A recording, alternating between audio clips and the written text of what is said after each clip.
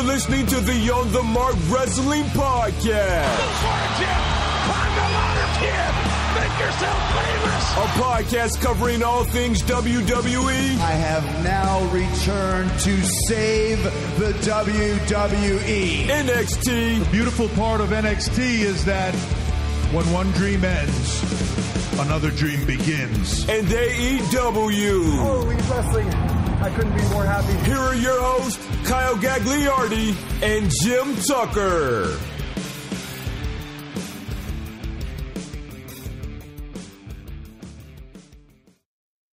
Hello, everyone, and welcome to another episode of the On the Mark Wrestling Podcast, hosted by the Marks, for the Marks. I am your host, Kyle Gagliardi, and my co-host is my good friend, Jim Tucker. How you doing, Tuck? Life is good for Tucker. I'm telling you, after last night, SmackDown, getting the juice from Otis on Twitter, hoo-wee. Yeah, if you didn't hear the news, at Pot on the Mark, that's where you can find us. Apparently, Otis found us because you had a tweet that was fire and desire. Get it? Yeah. He tweeted about Mandy. Well done, yeah. And he tweeted back. I forgot what he said, though. What did he... I won't settle down. You told him to settle down. Yeah, I said you better settle down, Otis, for Fire and Desire coming out. Wasn't going to tag him. I was just going to put Otis better settle down. But wait, so he found that without even being tagged? I did. Oh, I did tag him. Okay. But at first, it was one of those, I rolled out the tweet, and then I was like, oh, I'm a... and then I shot my shot, and now Otis WWE, at Otis WWE, best friends with On the Mark Podcast. Yeah, and so you were up 1-0 on getting WWE superstars to interact with the podcast. So the hashtag Tucky Takeover was very successful here. Did you see the guy that was like, I did the Tucky Takeover tweet. Oh, I know. And there was a guy that was like, what? Or like, for real? Or seriously? And I'm like, no, it's like, it's not that guy. That was one of the guys I think that's been following me for a very long time, and he saw me retweet that. Yeah. So he was probably a little confused with that, but I think people should know by now. I mean, this is episode 4. You're my co-host. Your last name's Tuck, and I call you Tucky. That's my gimmick. Very well. Very well. I wanted him to respond to that. I know. It would have been too much eating one night. That's true. He didn't want to put us over that quick. Yeah.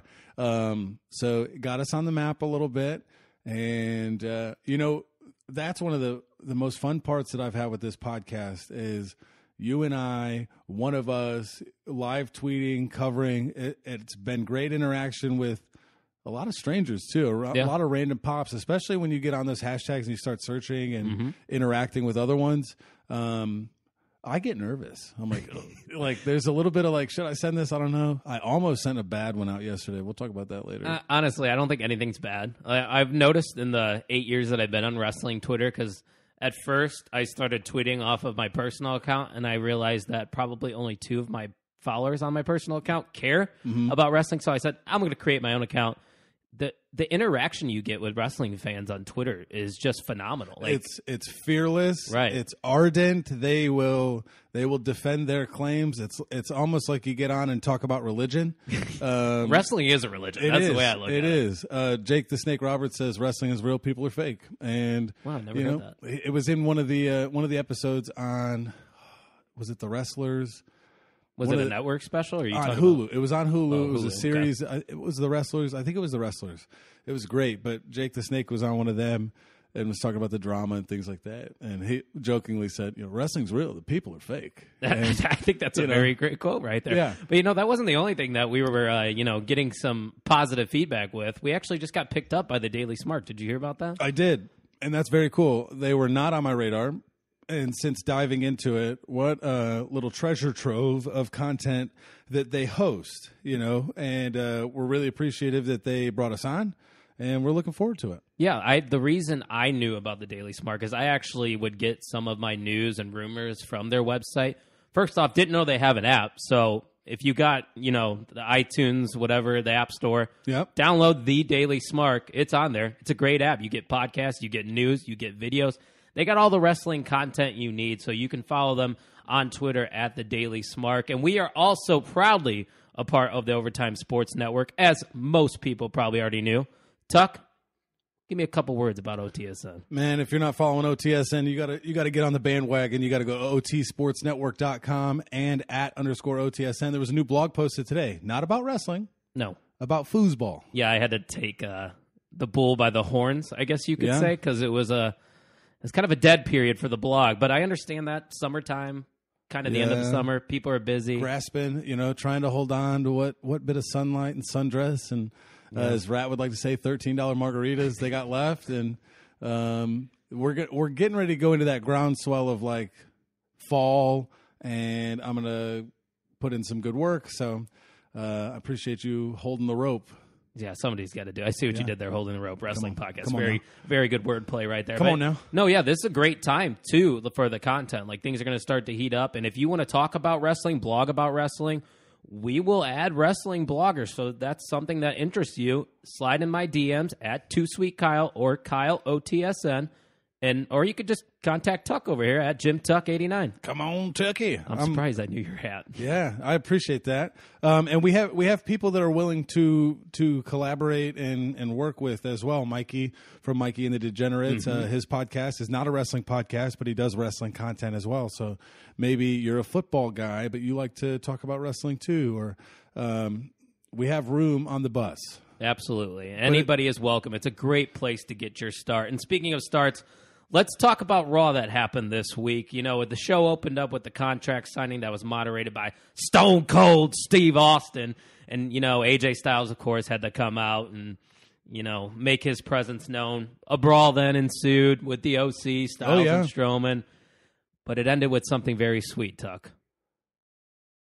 A Stone Cold Stunner. I was like, wait a minute. I was actually thinking literally sweet, but that was the moment with Roman Reigns and the kids. That was actually sweet. I mean, we're not really going to talk about that, but I do like what the WWE does with the charity work. But we got to see Stone Cold deliver a stunner, and AJ sold it very well. Crisp, yes. Stone Cold still can do promos. Oh, my God. You hear the crowd just completely engaged in whatever he says, like he's been doing it the last 20 years. And again, he hasn't been like gone from wrestling, but he didn't miss a beat. And I think there was some tough verbiage. Like he had to hit the title spots, the names of the titles, who was doing who. That's easy to mess up too if you're a legend. And if you space out a little bit, you start stumbling. And he was on point.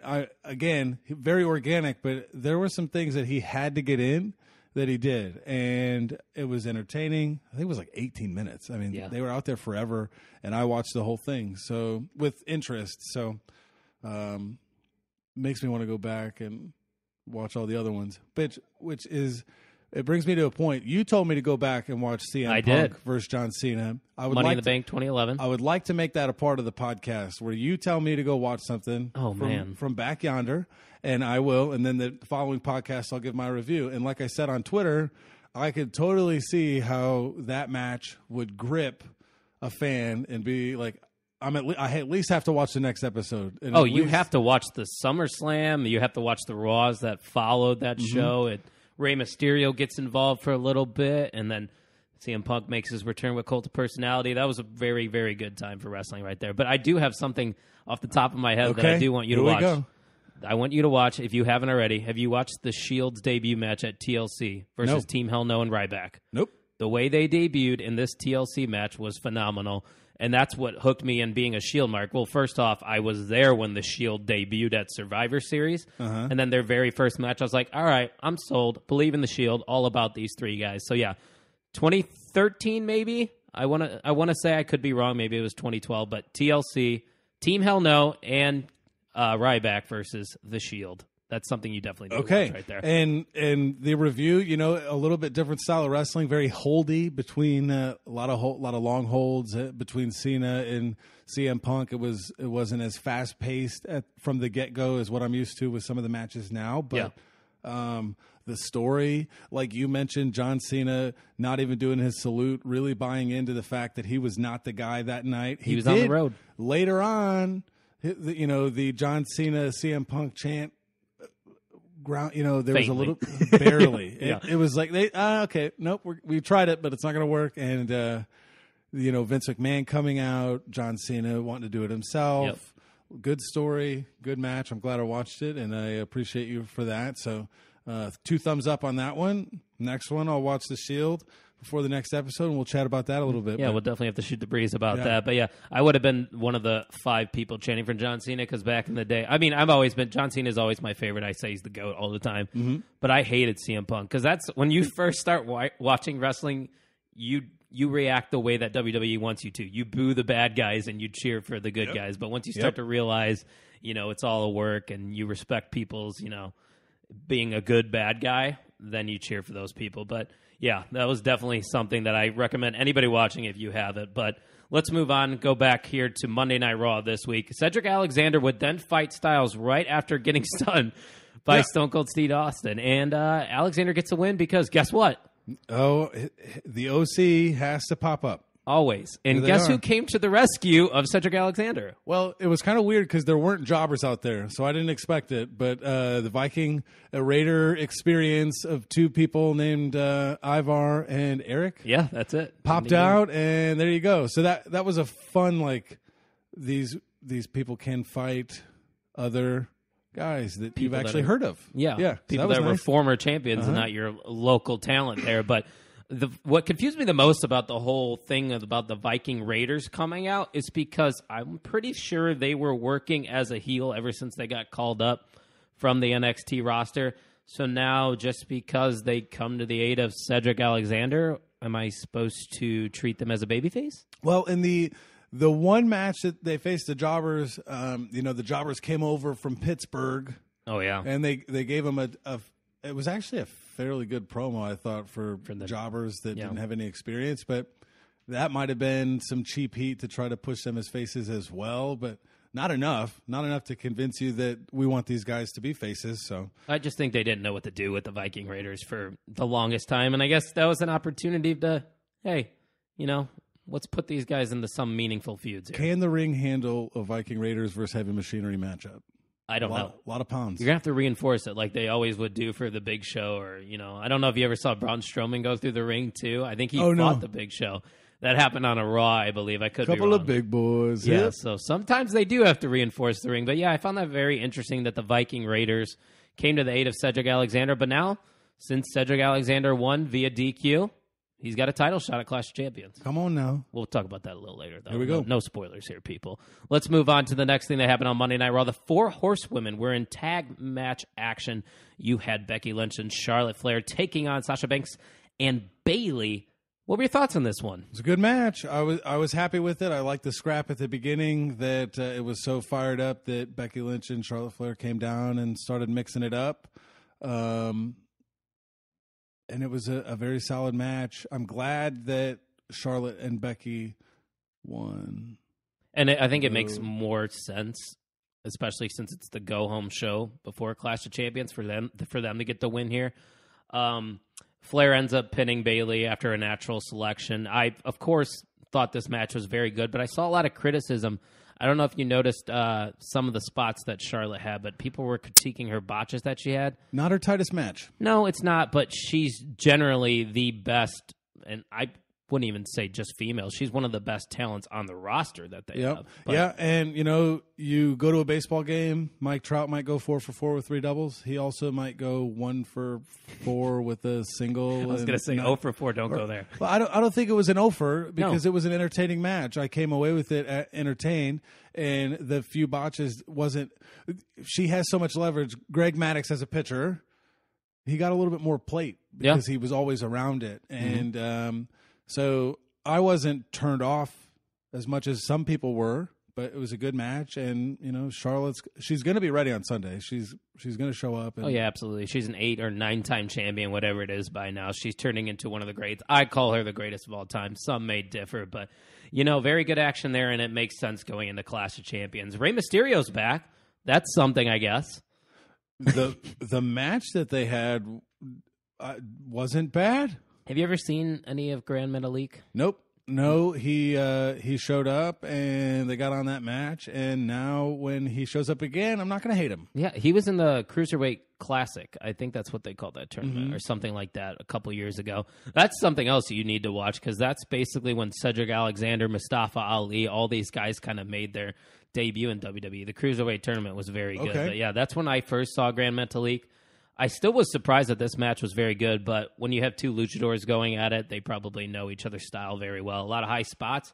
It wasn't long, but it did its job. It still makes Ray look relevant. And it was a good match of the night. Wasn't the best. Wasn't something to write home about. Yeah. But solid for TV. Yeah, so far, I mean, throughout Raw, all the matches were pretty solid. I was very entertained with the actual wrestling that happened on this episode. And then we had that triple threat, the King of the Ring semifinal match where, Ricochet, he had Joe beaten with the 630 senton, but then Corbin would end up tossing him out of the ring, steal the pin.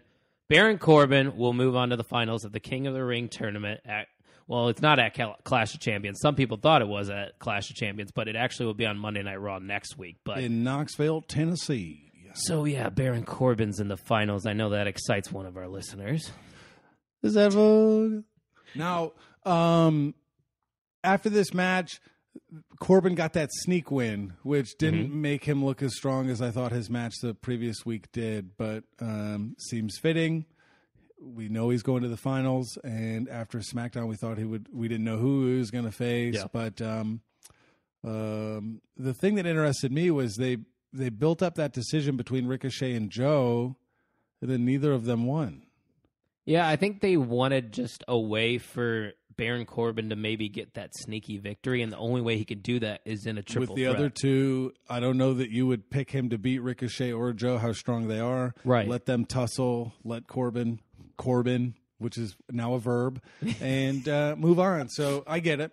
Yeah, I guess it makes sense. A lot of people are starting to jump on the Baron Corbin bandwagon, but I don't think I'm going to make that jump quite yet. I'm not ready. I mean, he had a good match last week, but other than that, I really don't have anything else nice to say about him. So wear ring gear. You don't like that? What is that? Like tight tank top that he wears now? He used to wear like a button down and khakis, and now he's. Yeah, it felt that fit with the constable gimmick, I guess, but still, it's just. Now he's just Baron Corbin that's bald, and you're supposed to boo him. That's his gimmick right now. He doesn't wear that. He puts that on to wrestle with. Elias, when he wrestles in jeans, I think that's what he was wearing, and he's like, I'm not a rock star right now. I have to go wrestle. Yeah. Kind of thing. I think Elias puts that on to go wrestle, and I don't like it. Yeah, I definitely get what you're saying. But I think we both are in agreement. It's not big Baron Corbin guys, but if you are, hey, everybody has their favorites. I'm not going to knock you for it, even though you suck if you like Baron Corbin. Let's move on here to the Firefly Funhouse. It made its return once again to Monday Night Raw. Anything you noticed in particular about this episode? So the big takeaway from that was the clock saying 3:16 at the beginning, and you're like, "What? Oh, Steve, watch out, Steve!" Yep. And then he smashes it, and the clock turns to 11:19. Mm-hmm. And on first glance, I didn't get it. I didn't either. Thank you, Wrestling Twitter. But 11:19 was the date that Undertaker made his debut. So that made everybody speculate that he would end up coming out maybe on Tuesday to attack The Undertaker. But and depending on how many dark corners you got to on the Wrestling Twitterverse, there were about 45 different Bible passages cited from 11:19 as well. But really anything, they all sounded like Aleister Black promos. But if any kind of Bible passage you can argue with a wrestling script, like sports entertainment-y promo. So I lean way more towards The Undertaker, and I like the subtle. You have to watch Firefly Funhouse, and you have to pay even more attention now if they're going to pop off little things like that. Yeah, and it's like even before he made his appearance on TV, they had the puppets in the background and backstage segments. Like you always have to pay attention when Bray Wyatt's in the vicinity because there's always hints, and maybe that hint for 11/19's for Undertaker down the road, maybe at WrestleMania 36. Is that coming up? Are we at 36? Oh, it says 35. Jesus Christ, I should probably know what WrestleMania we're on. I'm going to say it's 36 that's coming up next. But to close the show on Monday Night Raw this week, they did a 10-man tag, which I am not a fan of. It's a lazy way of booking, in my opinion, but show ends with everybody celebrating because the Babyface 5 get the win. I mean, come on. Name the last 5-man tag match or 10-man tag match that meant something and you really super cared about it. Can't, because they all end the same way. Everybody starts hitting finishers on one another until there's two men standing and somebody gets the pinfall. Yep. I feel like the more people you have in the ring, it becomes more of a sit spot outside where you just have people there. holding their side, but like watching the ring for their spot to pop up. Yep. It becomes super choreographed and scripted, and they are not the Young Bucks and the Lucha Bros. I'll tell you that. And That's true. Like you commented, it was a great show, and then that happened. Didn't totally turn me off from the show. Agreed. Yeah. But that's like 15 minutes of my life I'll never get back. Yeah, so. it's not like you needed to watch that main event before Clash of Champions or you're going to miss out on anything, because you didn't. They didn't even like hint with Braun Strowman or Seth Rollins or anything, who have a Universal title match Sunday. Like, they were celebrating drinking beers with the Viking Raiders and Stone Cold Steve Austin and Cedric Alexander. Yep. Like, you have a title match Sunday. Shouldn't you kind of have like a tug of war with the belt like Brock Lesnar did back in the day? Or, I don't know, just something more creative. But I guess they just want to get Stone Cold out there again, which... And it seemed like it seemed like he started out with like, he thought he had a little bit more time and then busted his butt to make sure he got out on camera. Okay. All right. So you start the show with Stone Cold, you end the show with Stone Cold Steve Austin, and then you kick off SmackDown with another legend in The Undertaker, where this is where everybody's got their speculation going. Will The Fiend come out here? No, we get somebody different instead, Tuck.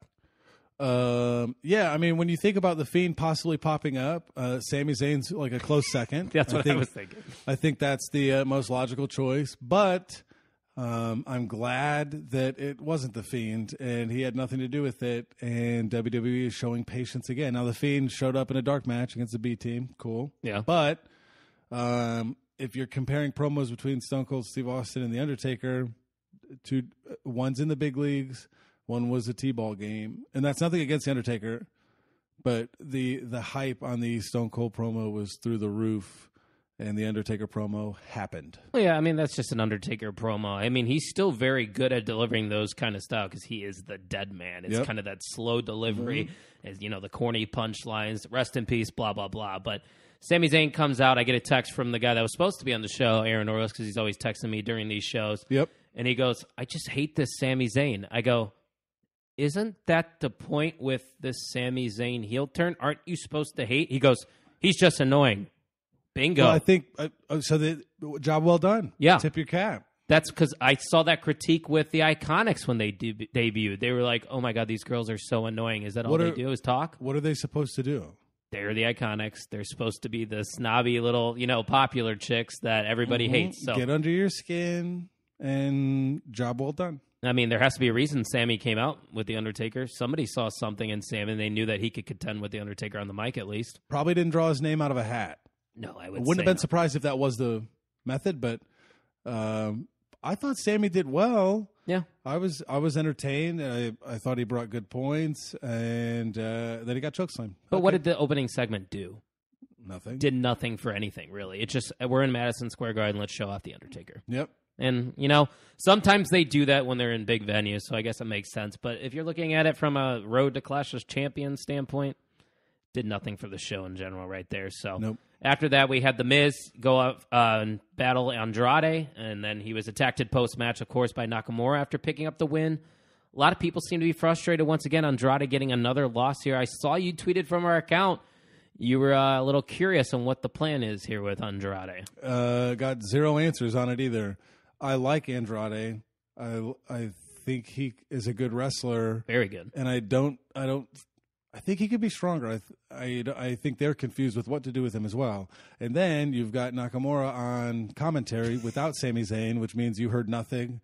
And it's that. Yeah, he was speaking his native language on the mic. We had to logically get him out there so he could run in on The Miz afterwards, because the long run down the entrance would have been too time-consuming, I guess. But. Yeah, that's probably it. But yeah, Andrade, though, the whole reason I think he didn't get the win here, and I understand people's frustrations because I'm a big fan of Andrade as well.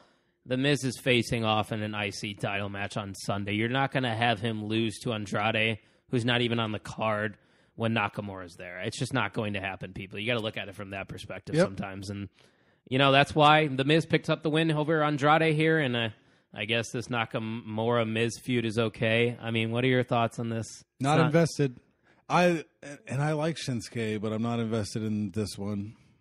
I think this is more on The Miz. I think that's why this feud isn't clicking. I think it's time to turn The Miz heel because I mean, the babyface stuff is nice. It's a nice change of pace when you've been a heel for most of your career, but then it's like, I miss when you were doing bad stuff, you know?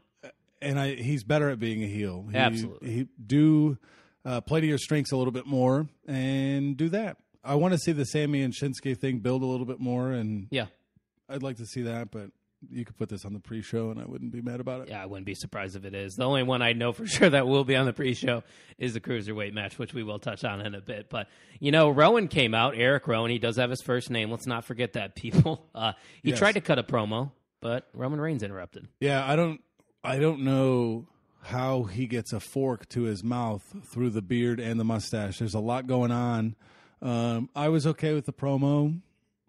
I thought the scrum was fine. Roman got hit with a camera. I think that's what that was on the stage. A jib spot. So there's that. And Rowan knows that the match is taking place on Sunday because he yelled it about 40 times. Yeah, Rowan has been in the company now for, I would assume, at least 5 years, and I've seen a decent amount of his work, but I don't think I've ever heard him cut a promo in the middle of the ring by himself. Yep. Not bad for his, probably his first time. Probably his first time or biggest spot, yeah.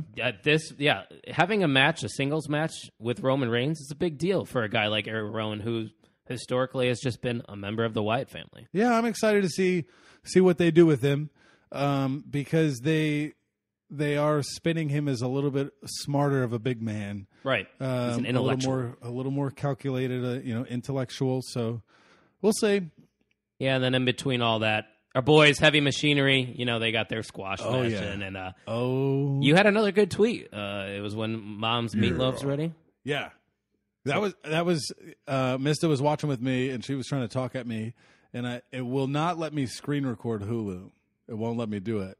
Is that what you watch through Hulu? Yeah. Oh, okay. Mm-hmm. I didn't know that. And it was not because I was watching it on the TV, and then I pulled it up on my phone to try to screen record, and the Hulu app is smart. It won't let me do it. That makes sense. So I had to go back and screen record my TV and get the right spot. But Otis is always good for those little clips. Oh, yeah. And there's some, some that are not super appropriate to show my class. But, come on. And why a big man like him dropping down the straps and jiggling his belly, there's nothing wrong with that. A kid told me that I looked like I could be related. Oh, I don't know if that's no offense to Otis. I know he's a big fan of the show. He meant it as a fat joke. Oh, well, that's unfortunate. Hey, Otis is a Packers fan, so at least he's got that going for him. So. Everyone's got their faults, Kyle. Hey, come on. Go Pack, go, baby. Let's go. But yeah. We had another promo. That seemed to be a common trend here on SmackDown, building towards Clash of Champions. And this time it was from the WWE champion, Kofi Kingston. And, of course, it's got to be interrupted by the guy that'll be challenging him on Sunday. This turned into a crazy brawl, and we had the same exact spot that happened in MSG 10 years ago with Kofi jumping on Randy Orton. And he comes out on top on this brawl, which usually is a sign that the other guy might win on Sunday. So, very good brawl. I think it's a good way to... there's... How much more building can you do with this feud, No, I think they've tapped out the MSG clip, and it was nice that it all worked together and they were able to bring that back. But I'm excited to see how it goes, and we'll see. I don't know. I think Orton might take it. Yeah, hey, no spoilers, but I kind of agree with you there. But I think this feud itself doesn't really need much storytelling because you have so much history. And when you have history like that, and you have the stupid incident going on, it writes itself. Just have those guys beat the shit out of each other, not cheat. You don't want to do that. And then, you'll go on Sunday and you'll probably have a good match. Yep. So, main event was Chad Gable versus Shane McMahon, who would fill in for Elias, who... I think broke his ankle. Is that right? Does that sound right? Yeah, that was what they were saying. I don't know if that sounds like he actually was injured. We don't know if it is a broken ankle, but it does sound like he actually got hurt. But then there was buzz on the Twitter sphere that this has been scripted for a long time. Well, I did see Elias tweet.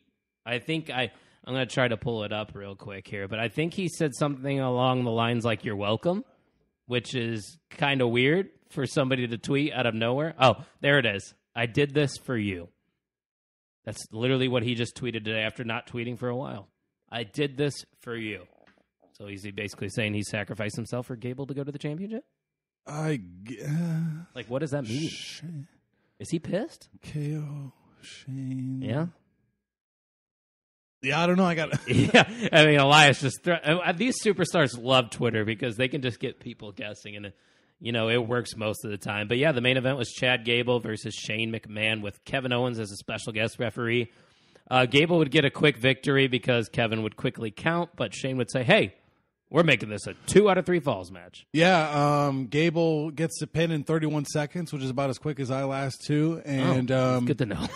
Shout out to your wife, Miss. So then you look at the clock, right? And we were talking about this before we recorded. You look at the clock and you're like, oh wait, there's like 12 minutes left. Well, that ain't gonna happen. Yeah. And then Shane pops off, 2 out of 3 falls, and we're off to the races again. I feel like they could have played more on the torn KO, what to do, who to side with. I don't know who they're trying to book him as. If they're trying to, he's a babyface. Yeah, but like if he's doing the Stun Owen stun thing, if they're trying to book him anything close to Stone Cold, they are miles away. Well, yeah, because they just straight up keep firing him. Because, I mean, Gable would end up getting the victory in the second fall by using an interesting finisher. Did you notice what he did? The ankle lock? Ankle lock, which, of course, everyone knows. Kurt Angle. And then Kurt Angle ended up tweeting after SmackDown, and he was like, hey, there we go. You're the right guy to use that finisher. I think that's something Chad Gable needs to keep, is the ankle lock as Why a not? finisher. Because he literally is a spitting image of Kurt Angle. And there must be a reason. There must be something they see because he's in the King of the Ring finals. But Kevin Owens is fired once again. We've seen this bit a couple times. And then he sends out a tweet. Did you see this tweet? Yeah, the cryptic numbers that were quickly decoded. 14-24-20, which, of course, stands for NXT.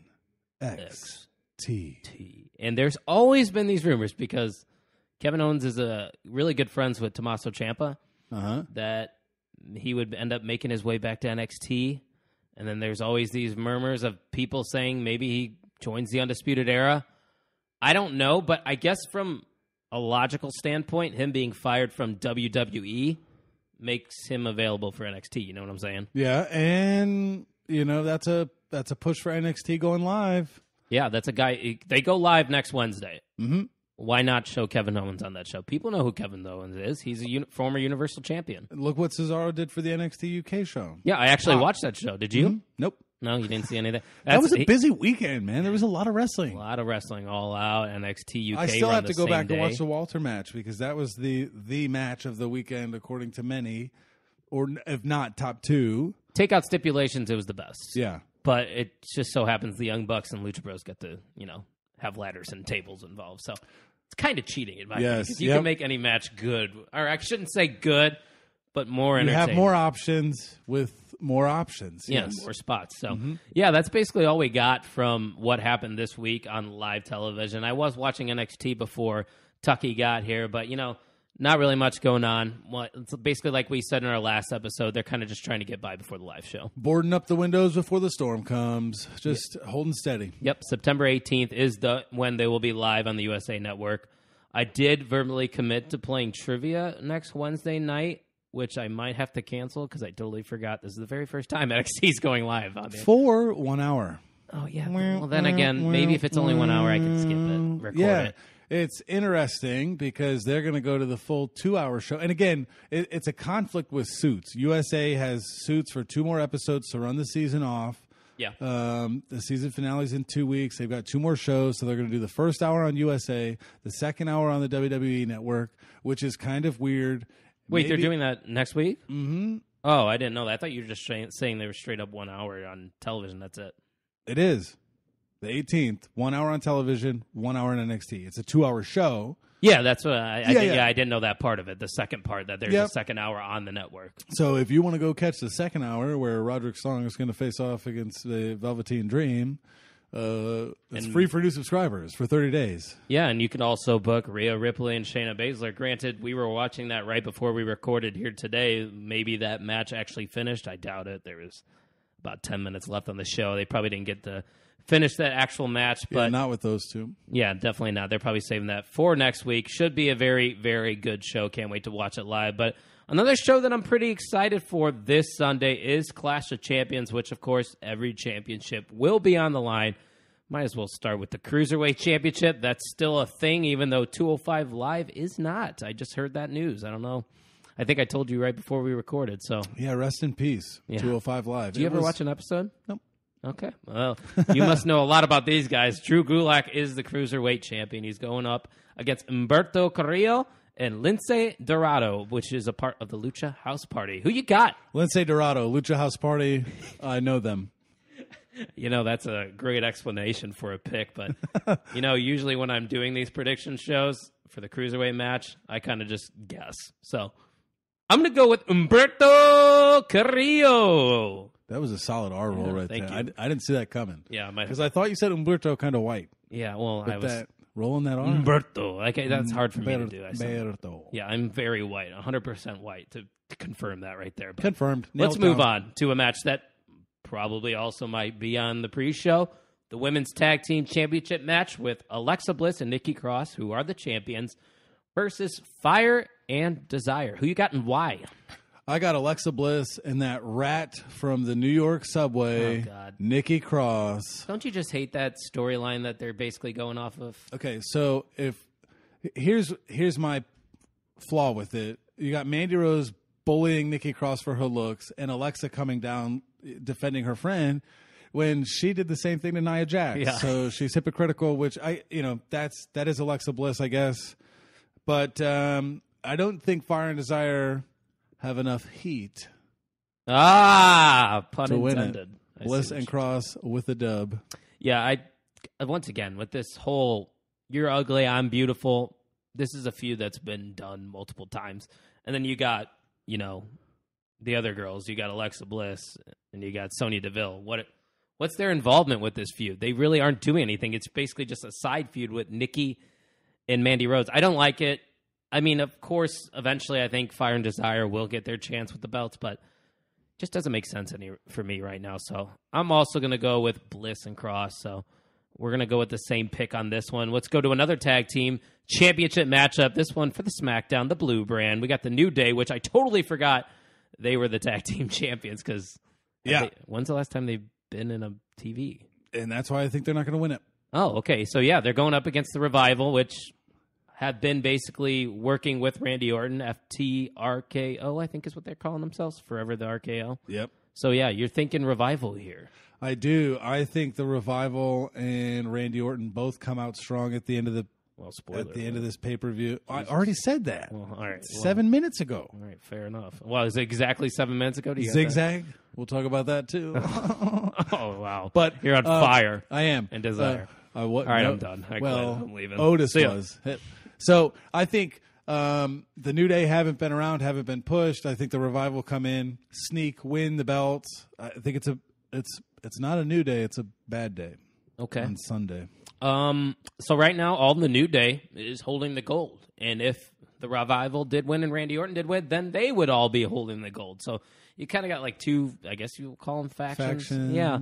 I know the New Day definitely is, but I don't think there has been much story built into this feud for them to do a title change, if that makes any sense. Oh, yeah, there you go. I think it would be very random for the Revival because they were just Raw Tag Team Champions, and now they're kind of just doing the dirty work for Randy Orton. I think they're going to keep doing the dirty work for Randy without the belts, but maybe once Randy does win, because once again, we both think he's going to, the Revival eventually get their belts with Randy, and then they all have the gold. I think it's too soon. Cool. Put a little bit more into the storyline before they get the belt. So I'm going to go with the New Day to retain. You're going with the Revival. You want to talk to us about the Raw Tag Team Championship match? We've got two well-known tag teams, in the Raw division. This is what Raw has really, where their bread has been buttered lately. The established tag teams, you got the Usos and Viking Raiders. We've got Rollins and Strowman. And they're gonna cross paths with Dolph Ziggler and Robert Roode, who have matching gear now. I am fired up. If there's any kind of push to be made for these two, they've got matching trunks. Could be the kiss of death, though. Now they're actually trying to be a tag team. They take it too seriously. What are you thinking here in the match itself? I think Rollins and Strowman win. You do? I do. Because it makes in my head, it makes that Universal match like mean something. You know, they both want to be both. Yeah. I guess. And they got matching trunks, so that could be a kiss of death. I don't know. I'm going to differ with you once again. I'm going with Ziggler and Rude. I don't think it makes the Universal title match look that strong if they both just lost. Well, I mean, hey, they're going to be banged up, and it's probably going to be a short Universal title match anyways. I think they need to lose, so you put all this effort in Ziggler and Rude to win the tag team turmoil match. You're just going to have them lose to Rollins and Strowman. That doesn't make sense to me. I think Ziggler and Rude will get the win here, and they're going to try to make them a legit tag team. And I also think since, we've seen the rumors that the Fiend's probably going to be facing Rollins or Strowman, whoever wins that match, do you really think the Fiend would face a guy that's both a tag team champion and a Universal champion? I think that's very weird. I think wouldn't it just put needs anything to be past with the WWE. I mean, I think it's just too much. I think it's a crowded title scene if you have Rollins or Strowman go in there with the Raw Tag Team Championship and the Universal Championship against the Fiend. It's just too much going on. I say they get rid of Rollins and Strowman as Raw Tag Team Champions. And Ziggler and Rude, they get their first run together.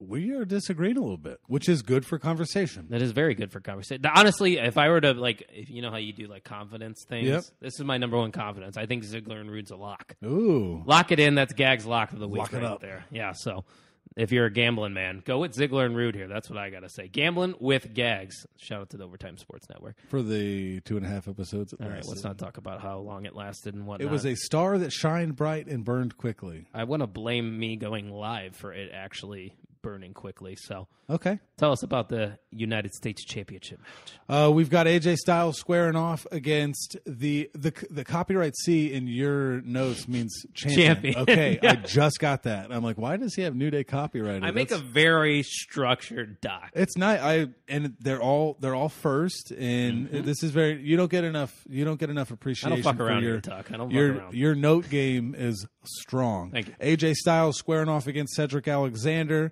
Cedric Alexander has been getting a good push lately. I'd say so, yeah.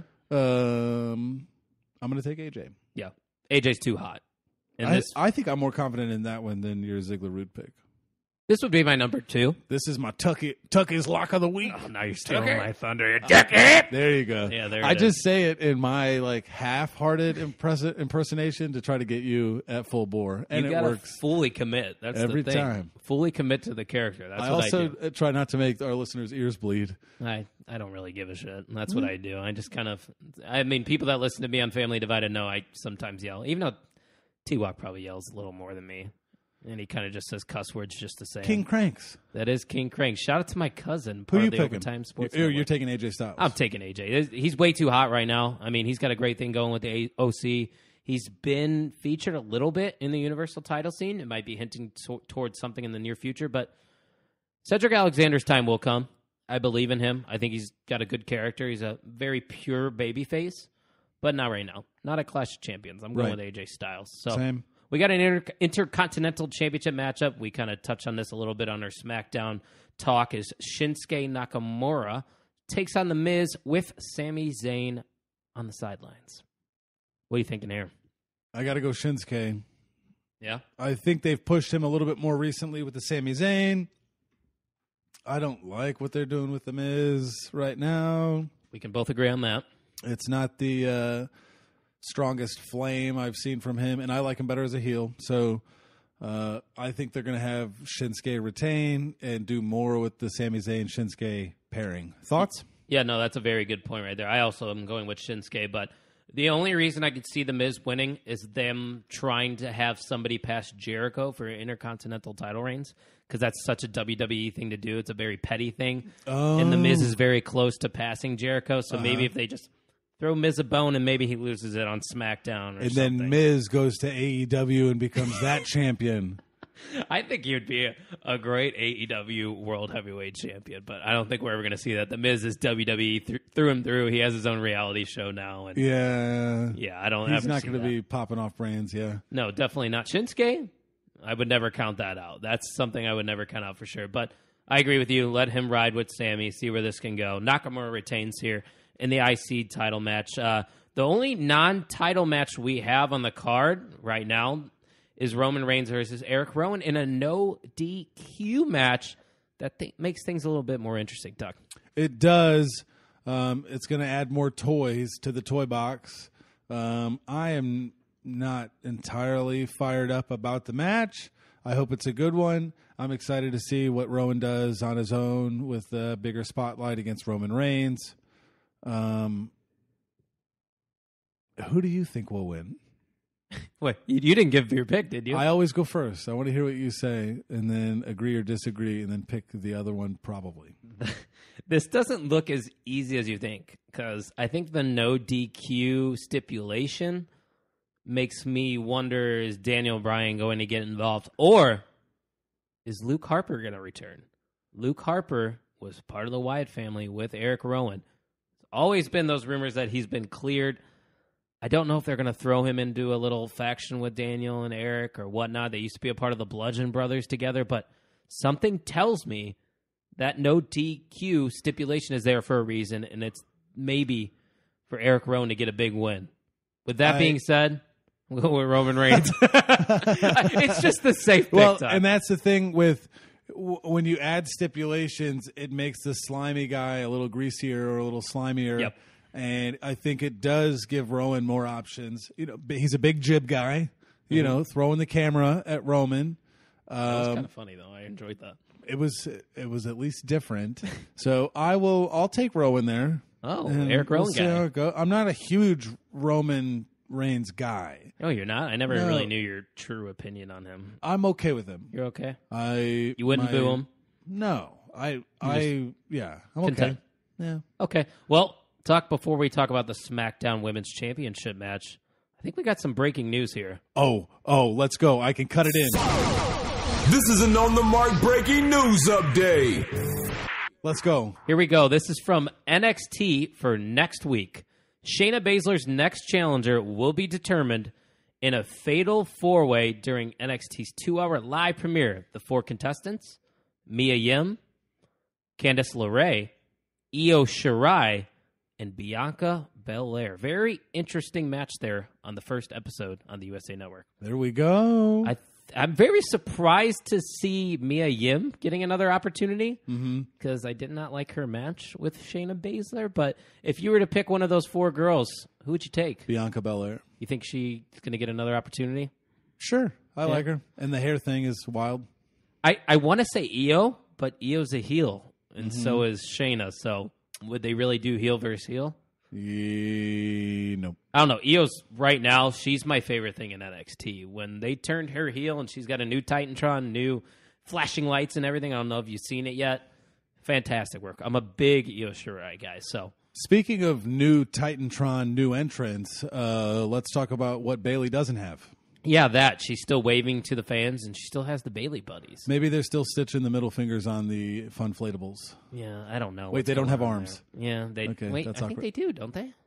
Oh, little. Yeah. Yeah, they got the little stubs going on there. That's true. As I do my jazz hands. Yes. Which you can't see. But yeah, Bayley, the SmackDown Women's Champion, will be taking on the 8 or 9 time. Nobody really knows, but she's one of the goats, Charlotte Flair. This one, I'll go first with, once again, just so you don't have to keep going first on these. I'm going to go with Bayley to retain. Charlotte's had a lot of reigns, and she's had a lot of her opportunities. Bayley just turned heel. Why take the belt off her now?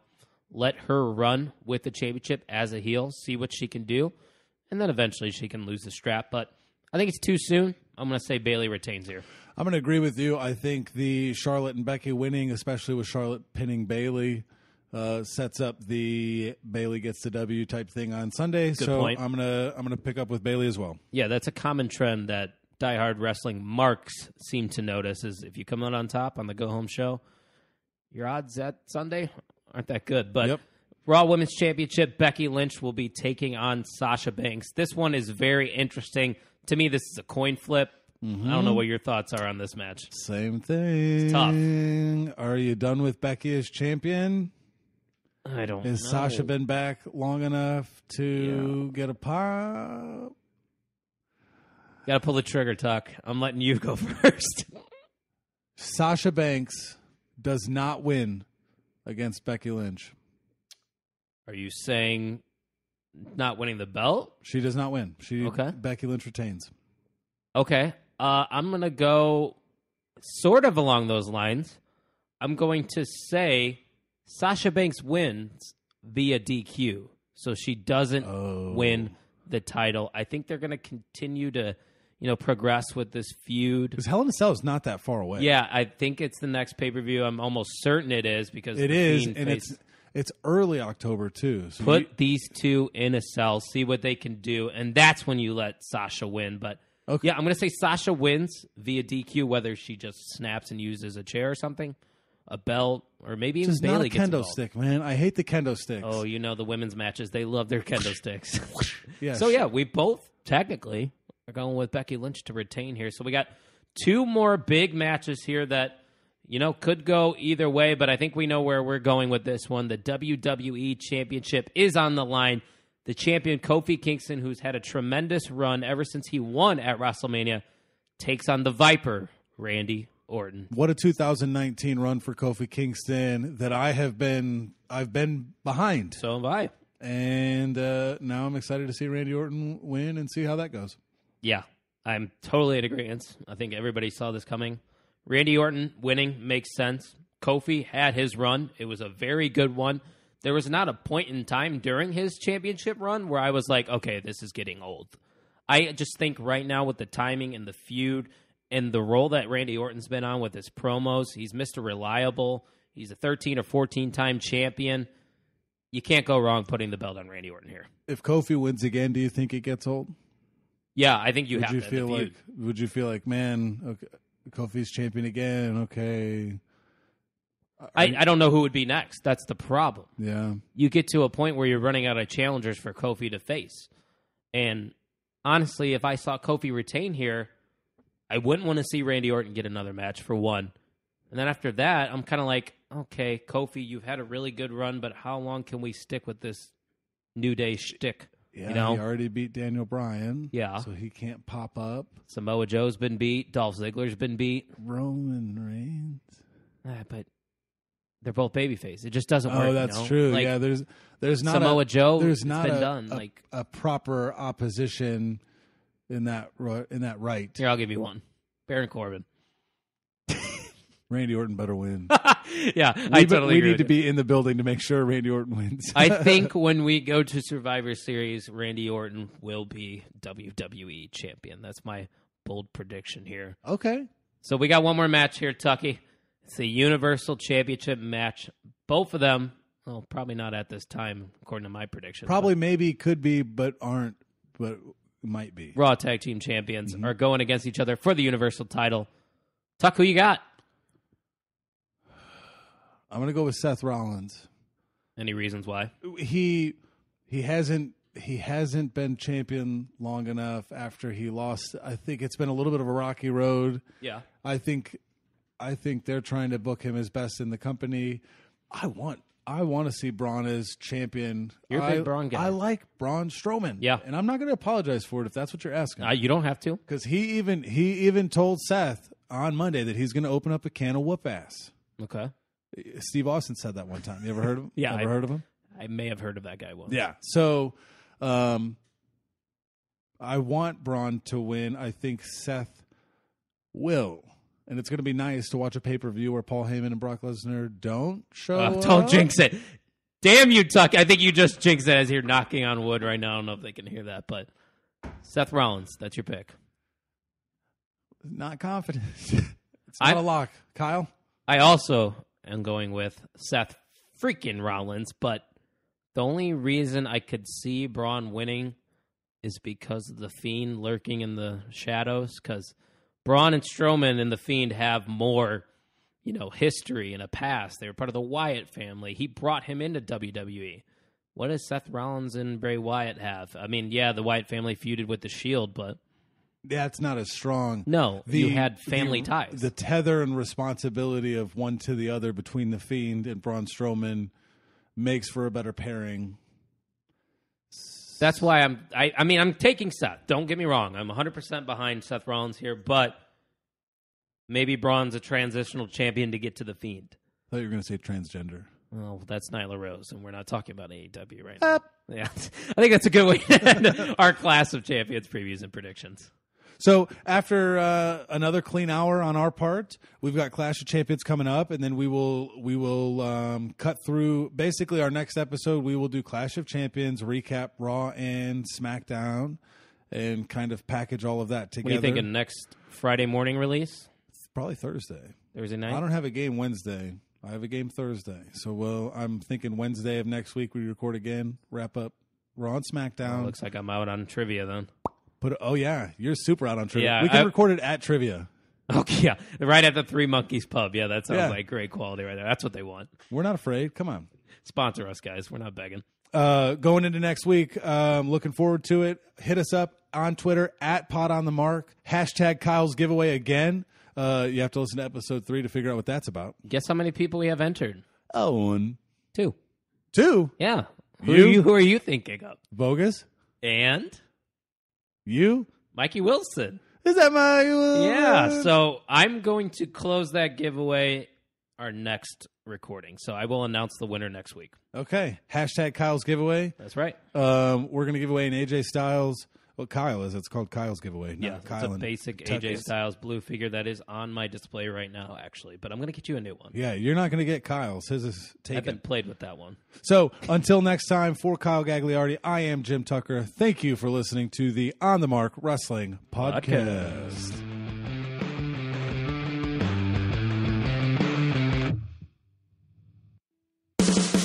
Thanks for listening to the On the Mark Podcast. Brock Lesnar going for an F5 to Cena for the championship. Lesnar with the cover. We hope you enjoyed today's episode. For more information and updates, make sure to follow us on Twitter at PodOnTheMark.